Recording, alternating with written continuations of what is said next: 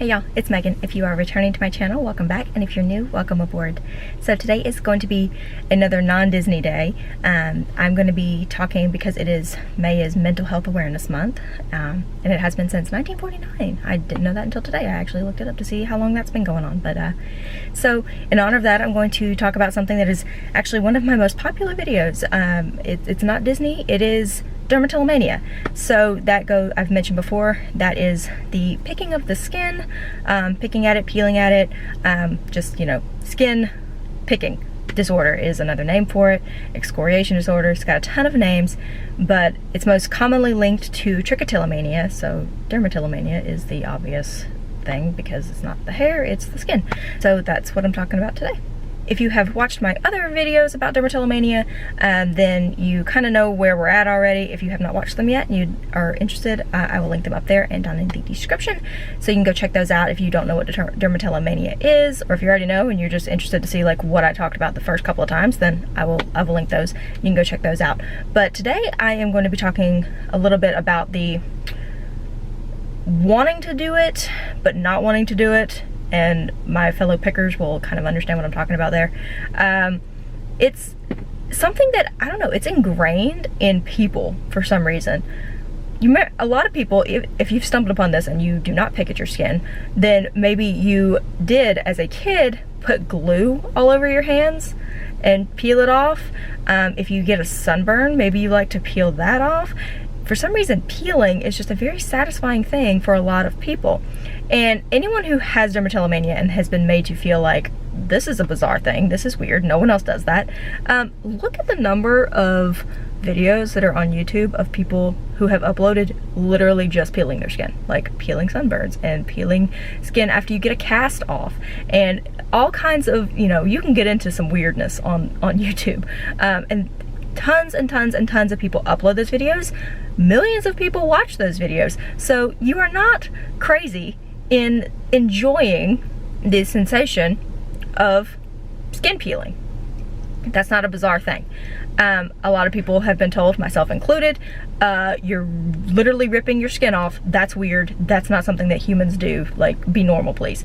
Heard that so many times that I've lost count. It's a thing that just like people do. It's something that people naturally kind of are drawn to. Some people just actually make the skin peelable, whether it is or not. Obviously when you're peeling skin from a sunburn or picking at a scab or something, that's because the skin has been damaged and that skin is probably naturally going to like slough off eventually, and a lot of people just help it along and make it go a little faster, and he's like, ooh, I get to peel this.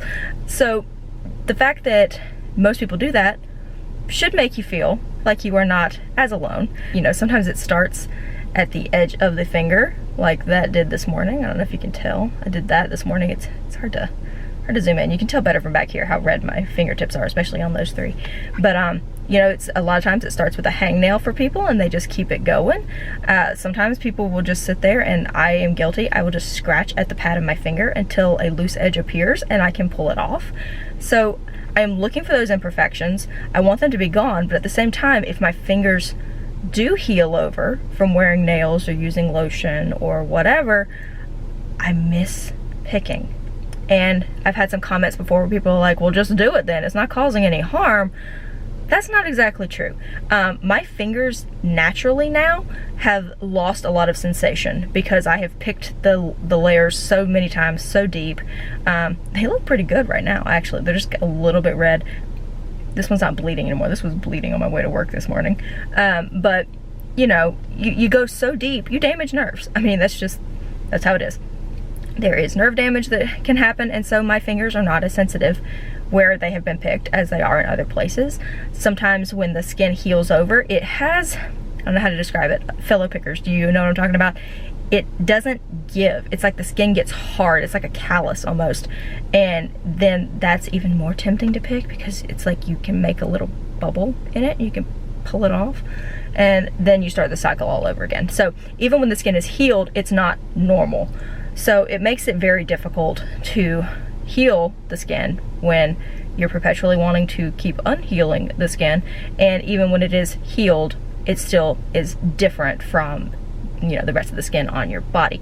Now, obviously, I'm talking specifically to my fellow finger pickers. I don't know what it's like for people who pick at the skin on other parts of your body, on your legs, your arms, your back, places like that. I would assume that there are similar things. You still get the scarring, you still get the scabbing, you still get the change in sensitivity of the skin, and also the texture of the skin. I would assume that those things do transfer. If you do pick in other places, let me know if you don't have any of those things, or if you do, because I just don't know.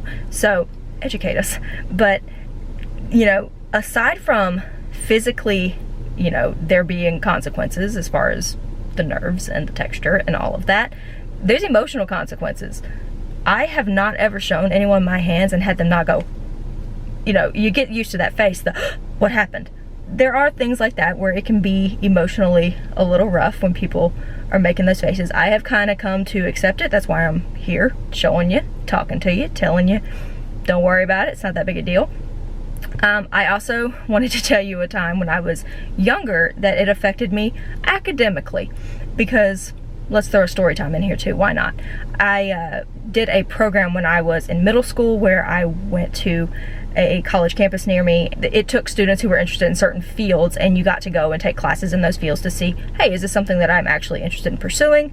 And for me, that was forensics. It was broken down into the different elements of forensics. So there was a segment on fibers and hairs where you had to identify, you know, is this human, is this animal, is this a synthetic material? And there was ballistics, and then there was, of course, fingerprinting. I did good with the hairs and the fibers and all of that stuff, and we get to fingerprints, which you think of when you think of DNA and forensics. So you're like, okay, this is what that is. So I was like, yeah, okay, I know how to fingerprint, cool. So to practice, we obviously used our own. Some of you are ahead of me. I don't have fingerprints. Can we focus? Can we focus? My fingerprints are jagged, they are uneven, they are not level. So the ridges and all of the minutia that you're supposed to be able to see in fingerprints were not visible. So as part of our class, we had a test where we had to do our own fingerprints for every finger on each hand.